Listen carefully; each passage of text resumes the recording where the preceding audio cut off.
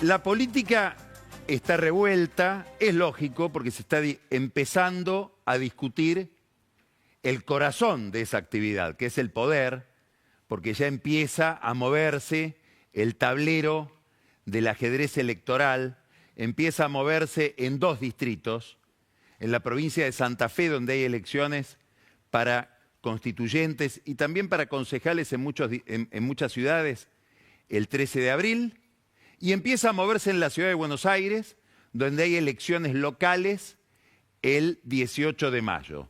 Y hoy tenemos como invitado a Horacio Rodríguez Larreta, que está tan identificado con la vida política de la ciudad de Buenos Aires y que hoy acaba de anunciar hace un ratito se va a presentar como candidato a legislador para la legislatura local. Es una novedad importante para la biografía de Larreta, es una novedad importante para la vida política de la ciudad y después lo vamos a interrogar sobre qué sentido tiene, qué está pensando él y por qué lo hace. Ahora, no hay que perder de vista, en medio de todo este berenjenal político, una línea que ordena el proceso y tiene que ver con la vida del oficialismo, tiene que ver con la vida del gobierno y tiene que ver con algo que vivimos insistiendo para no olvidarnos de lo principal frente a todo lo que es accesorio. Y es que el eje central de la política oficial es tratar un tema, resolver, si pudiera Milei, un tema que ha sido el tema de todo este tiempo en la Argentina. Probablemente desde el año 2005, cuando empezó a insinuarse ese problema, hasta ahora, que es el problema de la inflación. El centro político de este gobierno, político, no solo económico, es revertir el proceso inflacionario que deterioró los ingresos de manera muy importante en la Argentina en los últimos años, probablemente en los últimos 20 años. En un país con niveles de informalidad tan grandes, con tanta gente que está fuera del mercado formal de trabajo, que hace que el tema de la inflación sea todavía más dañino, más corrosivo, porque hay muchísimos argentinos que no tienen la posibilidad de defender su salario a través de la protección de un sindicato. Entonces, este es el tema central y este es el tema que hace presumir a todos los encuestadores que el gobierno va a hacer una elección muy satisfactoria en octubre. Ahora, el descenso de la inflación, no tenemos que perder de vista esto tampoco, pega en otra variable dramática de la Argentina, que es la pobreza. A mí me gustaría mostrarles este gráfico, que es de uno de los mejores expertos en los aspectos sociales de la economía. Martín García Rosada es un investigador, un profesor de la Universidad de Itela, se dedica a temas de pobreza, y él plantea en este tweet, en este posteo en la red X, que con la canasta básica total, eso quiere decir CBT, de febrero de 2025, tenemos una tasa de pobreza, él mide el semestre de septiembre del 24 a febrero del 25, es decir, el mes pasado, de 34,9. Es esta curva de la que está hablando García Rosada. A ver si podemos ver el mismo gráfico, claro, aislarlo para verlo mejor. Estamos hablando de un descenso de la inflación entre septiembre y febrero que va desde el 53% en septiembre, digamos, si miramos bien los números, estamos hablando de julio, agosto, septiembre, supera el 50% la pobreza, a 34,9%, casi 35% en el mes de febrero. Bueno, esto es importante desde el punto de vista de la economía, porque muy probablemente no hay mejor programa social que este, que la recuperación del poder adquisitivo de los ingresos, deliberadamente no digo salarios, porque para hablar de salarios tenemos que hablar solamente del universo ocupado formalmente de la población argentina, excluimos a todos los informales, el deterioro de los ingresos empieza a frenarse con esto o empieza a recuperarse el ingreso. Y esto es importante desde el punto de vista de la sociedad, del castigo que ha sido la inflación durante todos estos años, pero es importante desde el punto de vista político. ¿Por qué? Porque esta regresión de la pobreza hace que la libertad avanza, el oficialismo, la fuerza que conduce Milei, tenga la ilusión, la pretensión, el proyecto de representar también a sectores medios bajos y bajos de la sociedad.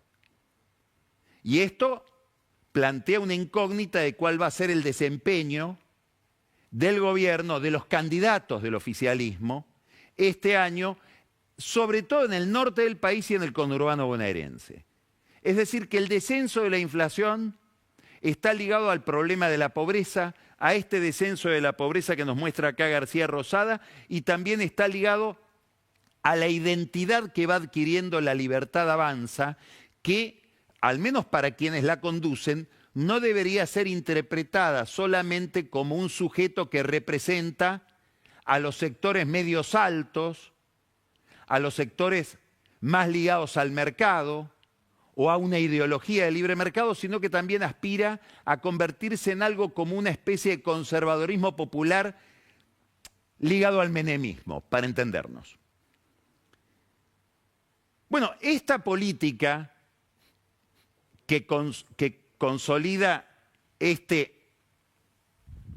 marco de Martín González Rosada, que mencionábamos recién, profesor de la Ditela, se va a consolidar con una novedad que muy probablemente conozcamos en abril, tal vez hacia mediados de abril. Ya hablamos el lunes pasado de esto, vamos a seguir hablando hoy y seguramente los días que vienen, porque al menos por lo que conocemos hasta ahora del gobierno de Milei, no sabemos lo que va a pasar en adelante, sobre todo no sabemos qué va a pasar en los segundos 2 años del gobierno de Milei, pero hasta ahora, esta novedad que vamos a conocer a mediados de abril es el hecho más importante de todo el periodo.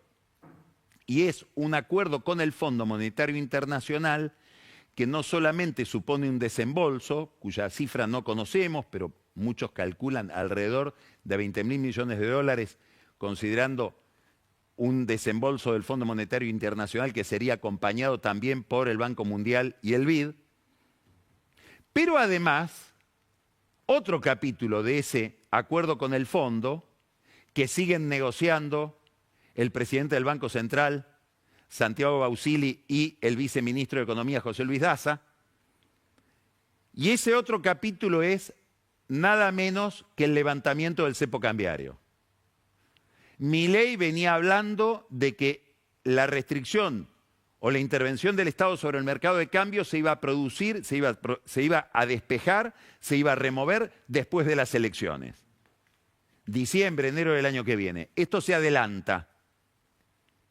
Y muy probablemente, y ahora vamos a decir cuáles son los indicios en los que nos basamos para decir esto, se produzca en abril. Y esto supone despejar una mega incógnita de la política económica, como vamos a ver después. ¿Por qué decimos que es muy probable que se produzca en abril? Primero, porque ya lo mostramos el lunes pasado, hubo una entrevista de Luis Caputo, el ministro de Economía, con Horacio Kavak, aquí en La Nación Más, en la que cuando Kavak le pregunta a Caputo, bueno, y sigue todo igual, el crawling peg, la devaluación de 1% por mes que viene llevando adelante el gobierno respecto del dólar oficial, ¿va a seguir igual? Y Caputo da una respuesta tramposa. Dice, todo sigue igual. Pero cuando dice que es todo, no es el crawling peg, es la estabilidad cambiaria. Y empieza a explicar que no hay suficiente cantidad de pesos como para poner en tela de juicio la estabilidad del dólar. Porque no hay suficiente cantidad de pesos como para que haya una corrida a favor del dólar y eso produzca una depreciación brusca de la moneda. Hay economistas muy serios, muy prestigiosos, como Miguel Kigel, por ejemplo, que dicen, cuidado Caputo, porque hay pesos hay muchos depósitos en pesos, hay muchos instrumentos financieros, bonos en pesos emitidos por el Tesoro, que muy bien puede suceder que quienes están en posesión de esos pesos o están en posesión de esos bonos decidan desmontar esas posiciones para ir a comprar dólares. Entonces acá volvemos al problema crucial de la economía y de cualquier política económica, lo que el expresidente uruguayo Julio María Sanguinetti llama la institución invisible, la confianza. Bueno, ahí está el tema. Crucial, importantísimo. ¿Por qué? Y porque si se mueve el dólar va a haber un movimiento en los precios y una especie de reflujo inflacionario. Y esto afecta centralmente al gobierno, por lo que decíamos al comienzo, porque el principal trofeo que lleva el gobierno a las elecciones es la derrota, por lo menos provisoria, de la inflación. Ahora tenemos un segundo indicio muy importante que pasó tal vez inadvertido. El gobierno mandó un DNU al Congreso para que el Congreso convalide el acuerdo con el fondo. Es un DNU que, como todos sabemos, no tiene detalles. Pero en los considerandos de ese DNU va diciendo, considerando que, dice, que contar con un nivel, habla de que es muy importante tener un nivel satisfactorio de reservas para reducir el riesgo del país, que para eso hay que mejorar los activos del Banco Central y por eso el Tesoro le va a pagar al Banco Central una letra o los instrumentos financieros con los cuales el Tesoro se endeudó en el Central y va a mejorar así el activo del Central. Pero dice lo siguiente, acá estos dos párrafos me interesan, que las referidas limitaciones en el margen de acción de la entidad monetaria se agravan cuando, como en el presente, las restricciones al mercado de cambios deben continuar siendo liberalizadas. El cepo debe continuar siendo liberalizado. Y agrega, y considerando que el denominado cepo cambiario reduce la eficiencia de la economía y dificulta la inversión de largo plazo. Si me dicen esto en los considerandos del DNU, y hay alguna lógica, y suponemos que alguna lógica queda en la Argentina, lo que me están diciendo es que van a levantar el cepo. Nadie hace esta afirmación de que el cepo cambiario reduce la eficiencia de la economía y dificulta la inversión de largo plazo para mantener esa disposición. Por entonces uno le diría al gobierno, estás desalentando la inversión y estás manteniendo la ineficiencia de la economía. Bueno, quiere decir que estamos en vísperas de que se despeje una gran incógnita de la economía argentina, que es cuánto vale realmente el dólar. Y salgamos de esa discusión que enfurece a Milei de si el dólar está atrasado, si está adelantado, si los que se adelantaron son los precios. Toda esa es una discusión que tiene sentido porque el precio del dólar lo fija un funcionario del Estado, contra lo que predica toda la ideología del propio presidente. ¿Cómo va a ser esa liberación del cepo? ¿Va a haber bandas para que el Banco Central pueda intervenir cuando el dólar toca determinado techo o cae por debajo de determinado piso? No lo sabemos todavía. Esas bandas, si existieran, la capacidad de intervención del Banco Central en el mercado para mantener un determinado precio y que el dólar, por ejemplo, no se dispare, van a tener un piso, es decir, el fondo le va a decir al Banco Central argentino, te dejo intervenir, pero siempre y cuando no abarates demasiado el dólar. En la Argentina abaratar el dólar significa juntar votos. Es mejorar el salario, porque todo está hecho de dólares. Estas son incógnitas que todavía no podemos despejar. Ahora, vamos a saber finalmente cuál es el precio del dólar fijado por el mercado. Se va a levantar, como dice el DNU, una barrera importante para las inversiones. Es más fácil invertir en un país donde uno sabe cuánto vale la moneda con la que se invierte, sobre todo si la inversión es extranjera. Para muchos es una clave para evitar la recesión. ¿Por qué? Y porque se supone que un dólar manejado por el gobierno que tiende a estar atrasado, que tiende a estar muy barato, facilita muchísimo las importaciones, desalienta la producción, genera desempleo, y esto es importantísimo, es crucial. ¿Por qué? Porque el gran desafío de Milei, si uno mira la historia en la larga duración, es que no le pase a Milei lo que le pasó a Menem y lo que le pasó a Macri. En los dos intentos anteriores de establecer en la Argentina una economía francamente de mercado, digamos, una aproximación más intensa de la Argentina y de la economía argentina a los términos clásicos del capitalismo, el problema de esos dos experimentos es que terminaron con recesiones. Terminaron haciendo daño a la calidad de vida de la gente porque la gente perdía el empleo. Las empresas empezaban a cerrarse. El tejido productivo, la acumulación de capital por parte de inversores argentinos empezaba a deteriorarse. El gran desafío histórico de Milei es estabilizar la economía sin terminar en ese callejón sin salida de la recesión. Y muchos economistas, expertos en estos temas, dicen eso es imposible si hay cepo cambiario. Entonces se abrirá una luz de esperanza para el dinamismo de la economía argentina, para que pueda haber inversión y al haber inversión haya mejores niveles de producción. Ahora, todo esto toca también la política, por algo que venimos diciendo hace meses, que es la reflexión de un cientista político, que dice, además, si se levanta el cepo, se produce un cambio político. ¿Por qué? Y porque la gente en el mercado de cambios vota todos los días. Ejemplo, todo el escándalo que hubo alrededor de la criptomoneda Libra. ¿Cuánto pegó? Y si hubiera un mercado de cambios liberado, veríamos cuánto pegó porque el valor del dólar seguro se hubiera modificado. Es decir, el gobierno, al tener atado el precio del dólar con un cepo, en alguna medida, voy a decir algo un poco exagerado para entendernos, establece algún tipo de censura política porque el mercado de cambios es un termómetro muy fidedigno del estado de la opinión pública y del estado de satisfacción de la gente con el gobierno, sin tener que esperar a las elecciones o a estudios específicos sobre el tema como los índices, por ejemplo, de la Universidad de Itela. Ahora, para que este acuerdo se termine de negociar y se firme, hace falta que el Congreso apruebe el DNU. Y para eso se tiene que constituir la comisión bicameral que trata los decretos de necesidad de urgencia, que todavía no se constituyó. Y para que se constituya tiene que haber una mayoría oficialista dispuesta a aprobar un dictamen favoreciendo la convalidación por parte del Congreso de este decreto.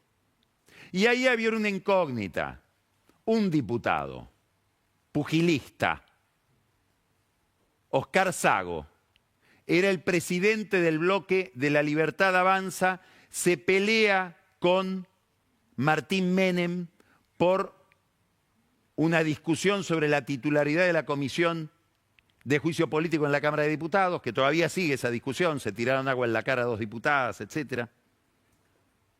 Y se va de La Libertad Avanza, Sago, y arma un bloque aparte con el MID. Y hace pocos días, en algo que llamó mucho la atención y generó inquietud, se agarró a trompadas con otro diputado, esta vez sí, de La Libertad Avanza, este otro diputado ligado al gobierno, el diputado Lisandro Almirón, se pelearon a trompadas en el recinto de la Cámara de Diputados. Entonces, a este Sago que está tan enojado con su ex compañero de partido, Almirón, ahora había que traerlo para que vote a favor el DNU. Y misteriosamente hubo un lazarillo que lo trajo al redil del oficialismo. Cristian Ritondo, el entrañable Pucho, que siendo presidente del bloque del PRO en la Cámara de Diputados tiene una misteriosa ascendencia sobre el diputado Sago y consiguió que el diputado Sago mañana intervenga, integre la comisión bicameral de decretos de necesidad de urgencia y apoye al gobierno en la sanción de ese decreto. Personas que conocen bien la Cámara de Diputados y tienen una posición más bien independiente dicen el gobierno tiene el número para tratar el decreto en el recinto. Y este acuerdo con el fondo va a ser convalidado. Obviamente con la oposición del kirchnerismo, que dice, no, acá habría que cumplir con la ley Guzmán. La ley que hizo sancionar Martín Guzmán, que dice que tiene que haber una ley que apruebe este acuerdo. Que tiene que haber una ley que exprese que el Congreso está de acuerdo con el endeudamiento que adopta el Poder Ejecutivo al firmar este acuerdo con el fondo. No va a haber ley, va a haber un DNU. Que le extiende casi un cheque en blanco al gobierno porque no sabemos los términos del acuerdo. Pero el gobierno está siempre al borde de conseguir el número. La coalición cívica que lidera Elisa Carrió y que lidera en la Cámara de Diputados Juan Manuel López se pronunció a favor de aprobar este decreto. Quiere decir que para el gobierno se despeja una incógnita muy importante y tendría el número. ¿Qué lo puede traicionar al gobierno? La agenda. ¿Qué quiere decir la agenda? Que el mismo día que se tendría que tratar el decreto, va a haber una gran convulsión alrededor del Congreso. Primero porque hay una marcha ligada a los docentes, que viene a reivindicar banderas de la oposición al gobierno después de la marcha que terminó en represión y en grandes tumultos la semana pasada, a la que ahora nos vamos a referir. Una marcha donde se expresan los sindicatos más ligados a Cristina Kirchner, seguramente fuerzas del kirchnerismo de la provincia de Buenos Aires, Grabois y su gente, ATE, la CTA, gremios, digamos, peronistas de izquierda, que van a ir a poner un clima complicado alrededor del Congreso. Entonces mucha gente de la oposición dice, me pedís que te apoye en un acuerdo con el fondo el día que tengo la presión de la plaza sobre el recinto. Primer problema. El segundo problema es que ese día va a haber diputados echando sal sobre una herida del oficialismo, una herida de Milei y una herida sobre todo de su hermana Karina. Se va a discutir en el Congreso, en la Cámara de Diputados, si se convoca una interpelación a alguien del oficialismo, Guillermo Francos, Karina Milei. ¿Usted se la imagina a Karina Milei frente al Congreso, frente a la Cámara de Diputados en interpelación? Desafío. Manuel Adorni, que tiene más training en contestar preguntas. Alguien que vaya a dar explicaciones por el caso de la criptomoneda Libra. O, si no es una interpelación, la creación de una comisión investigadora. Que va a establecer, como todas las comisiones investigadoras, un show permanente de meses en el gobierno, metiendo el cuchillo en esa herida que al gobierno no le preocupa demasiado, porque no tiene un gran impacto electoral, pero sí genera un clima de inquietud que lo obliga al oficialismo a tener cierta lógica en un terreno donde vive resbalando, que es el terreno parlamentario, como se vio en las trompadas de la semana pasada.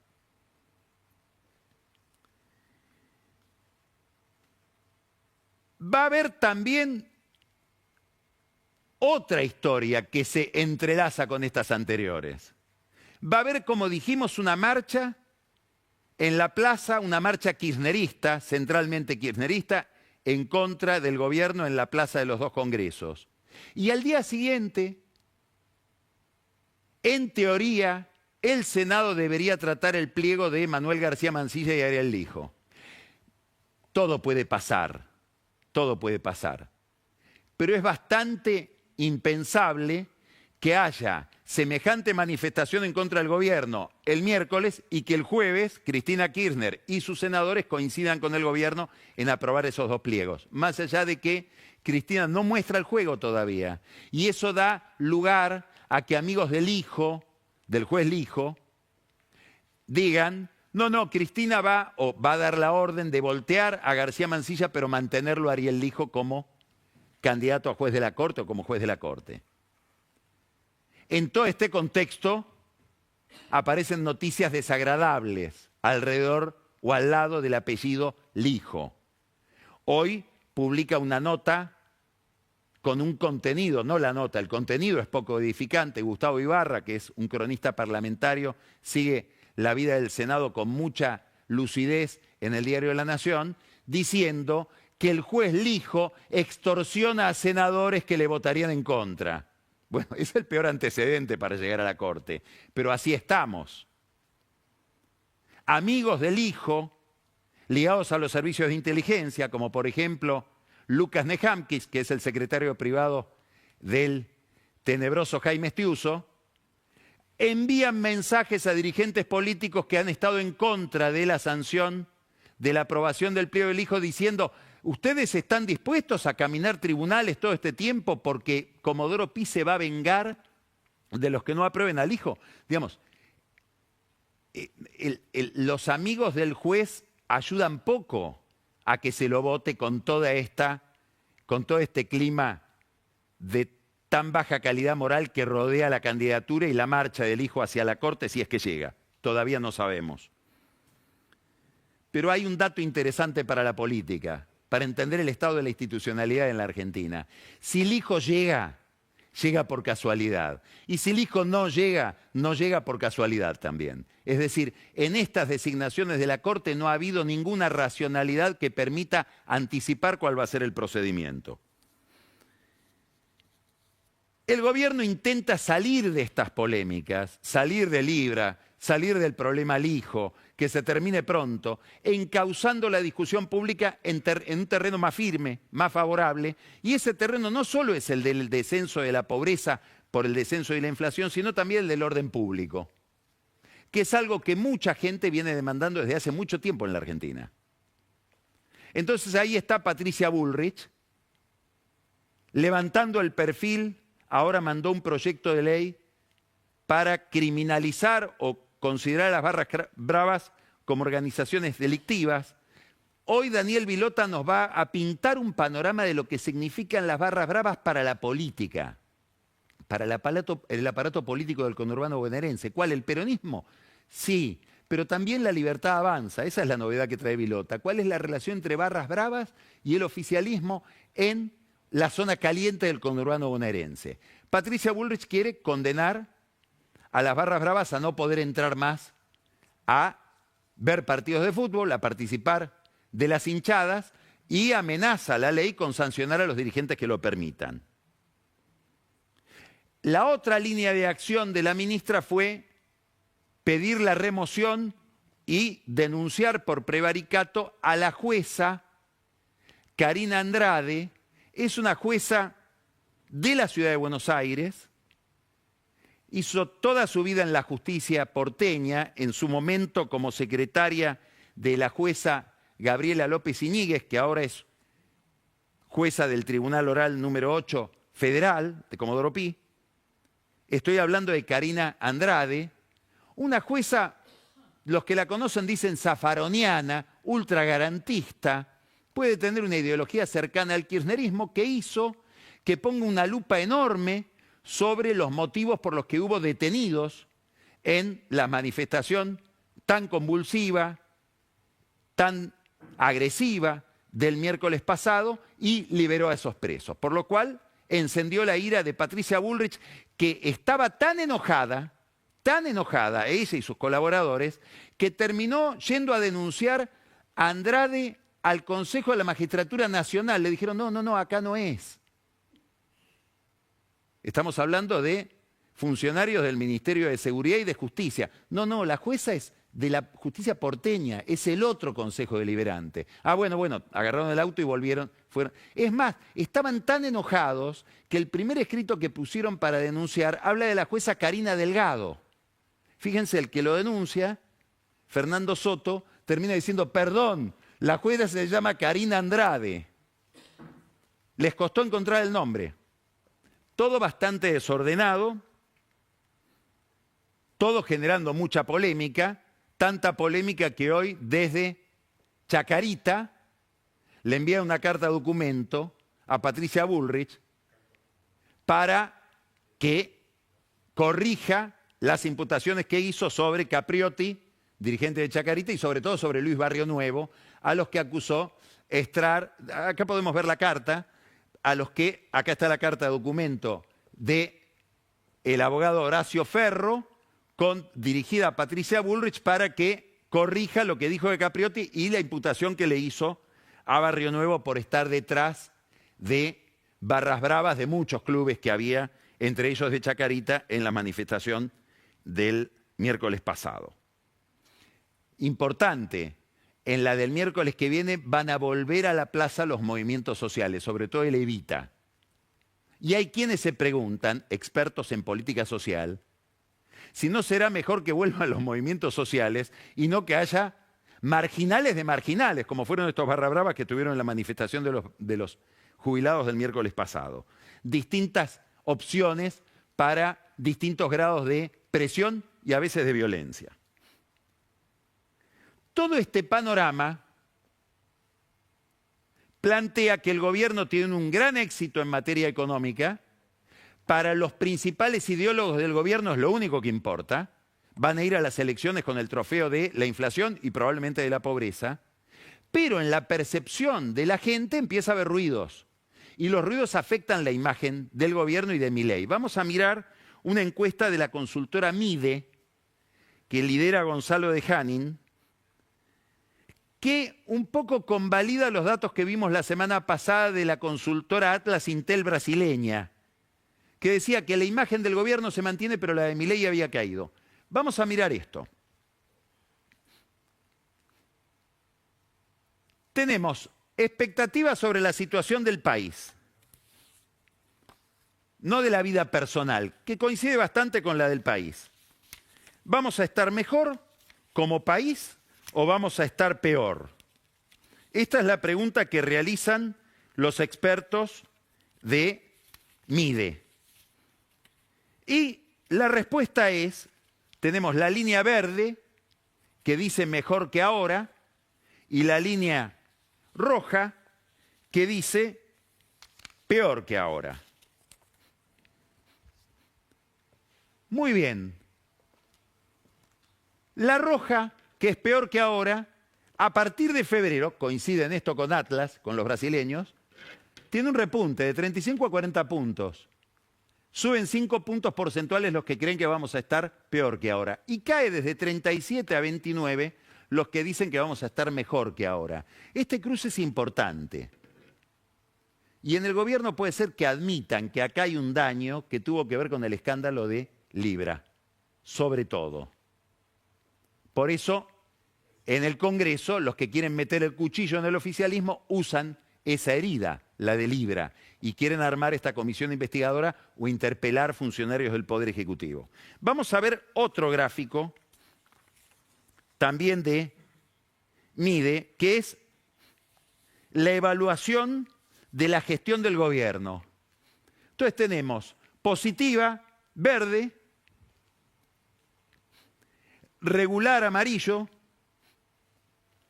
y negativa, colorado. Sube la negativa de 42 a 46, también en febrero, cae la positiva de 42 a 37 y se mantiene estable el regular. Es decir, acá el ruido de Libra afectó la imagen del gobierno y afectó también la imagen de Milei. Vamos a mirar la imagen de Milei según MIDE. 53 colorado, 45 verde. Fíjense cómo subió la negativa de 49 a 53, bajó la positiva a 45. De 49 a 45. Empatados en febrero.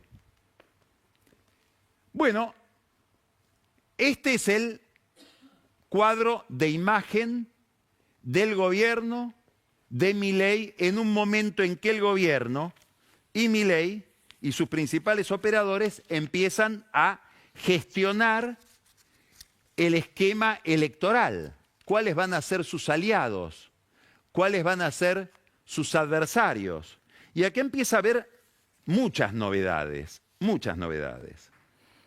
La más importante es que, así como hay un eje central general de la vida pública mirada desde el gobierno, que es el descenso de la inflación y abrazarse a ese trofeo, hay un eje político, que es que Milei quiere ser el único sol en el firmamento que va del centro a la derecha.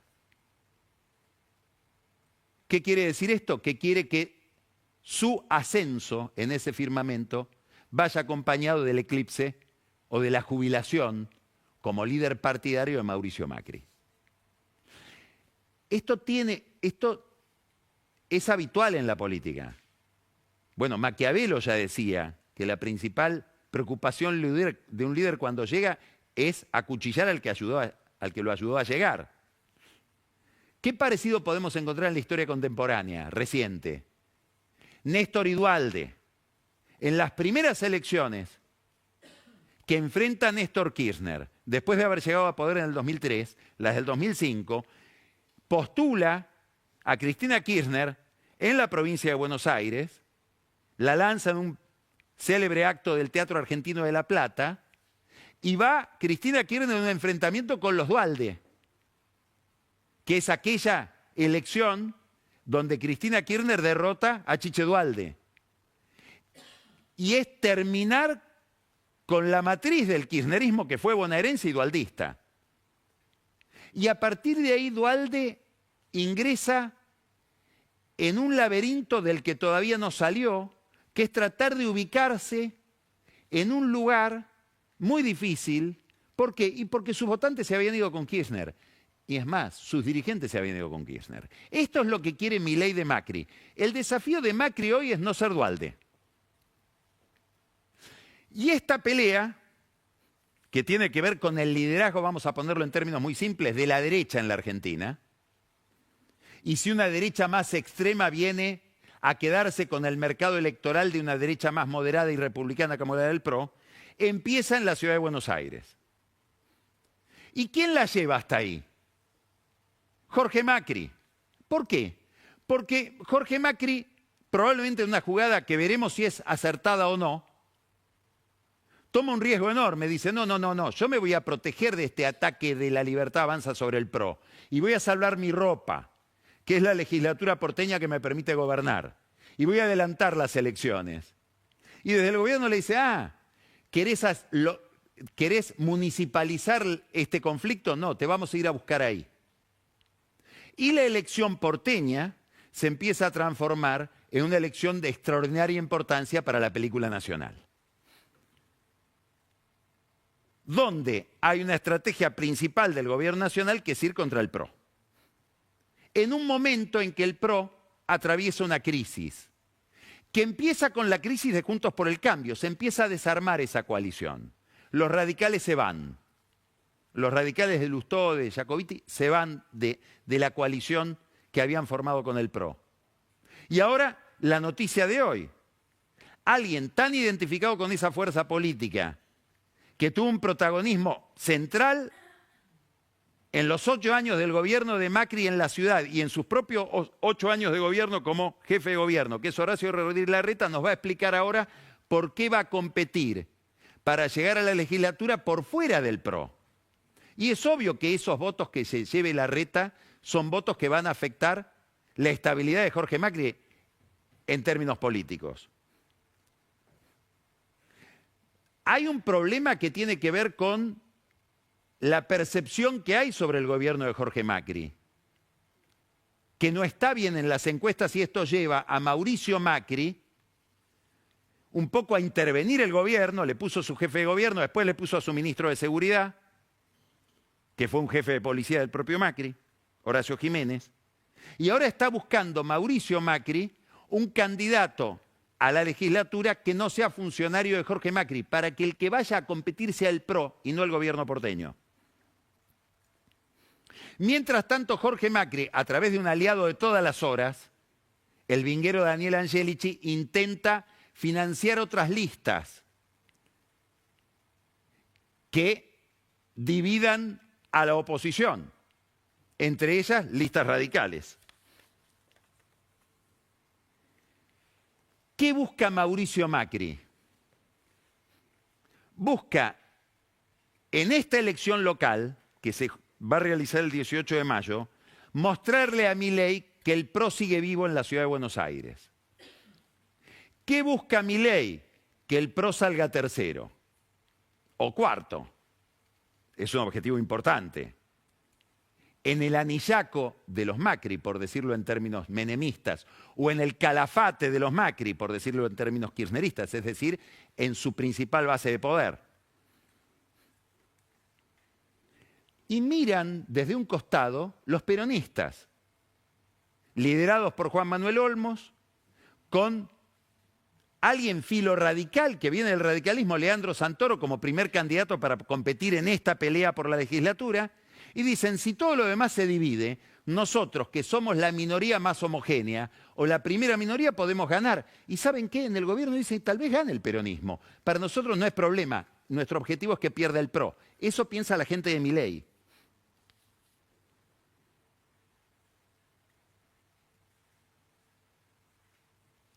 En este contexto, donde Macri necesita acumular fuerza en la ciudad de Buenos Aires para ir después a una negociación con Milei para las elecciones de octubre y pactar con Milei la lista de senadores y la lista de diputados, porque si no va a ese pacto probablemente el candidato a senador tenga que ser Mauricio Macri y él no quiere serlo.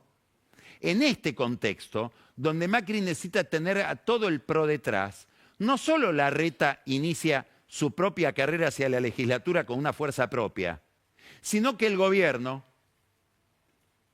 ofende hoy a Macri con esta foto. Cuando Macri necesita todo el PRO detrás para negociar con Milei, Pucho Ritondo y Diego Santilli participan de una reunión con Javier Milei en la Casa Rosada, con Karina Milei, que ocupa la cabecera, por algo el hermano le dice el jefe, Lule Menem, que es el principal operador político de Karina Milei, primo del presidente de la Cámara de Diputados, Martín Menem, y Sebastián Pareja, que es el operador que arma a las fuerzas del cielo sobre todo el conurbano bonaerense. Después nos va a decir bien quién es Daniel Vilota. Y le dicen a Macri, no necesitamos que vengas porque ya tenemos a tus hombres de la provincia de Buenos Aires. Santilli y Ritondo vinieron solos. ¿Te avisaron? Macri está en Cartagena. Es una hermosa foto. ¿Por qué? Porque si uno la mira bien, son todos peronistas. Los únicos no peronistas, hasta donde sabemos, son los Milei. Menem, no hay que aclarar que es peronista. Parejas viene de Massa, el peronismo. Ritondo viene del peronismo de la capital y Santilli también. Sin embargo, la foto es contra el populismo. Es una foto que ellos presentan contra Cristina y contra Kicillof para establecer esa polarización. Pero indica muy bien un estilo de Milei, que es no hacer una política necesariamente antiperonista tipo Juntos por el Cambio. Él quiere tener una base peronista y en alguna medida estos dirigentes lo ayudan también a sintonizar por ese lado. Pero lo importante es que cuando Jorge Macri, le van a decir a Larreta, traidor porque te vas solo, aparecen otros traidores antes. Y Ritondo, que hay que destacarlo. ¿Por qué? Y porque Ritondo es el presidente del bloque del PRO en la Cámara de Diputados. ¿Qué me está indicando esta foto? Que después de las elecciones, esta gente va a un interbloque del PRO con Milei, en un momento en que Macri dice hay que frenar a Milei. Entonces acá hay que plantearse un interrogante, o Macri se lo tendría que estar planteando. ¿Cuál es el motivo por el que Macri puede mantener su liderazgo y mantener la lealtad de buena parte del PRO detrás de sí, si no tiene un proyecto político electoral?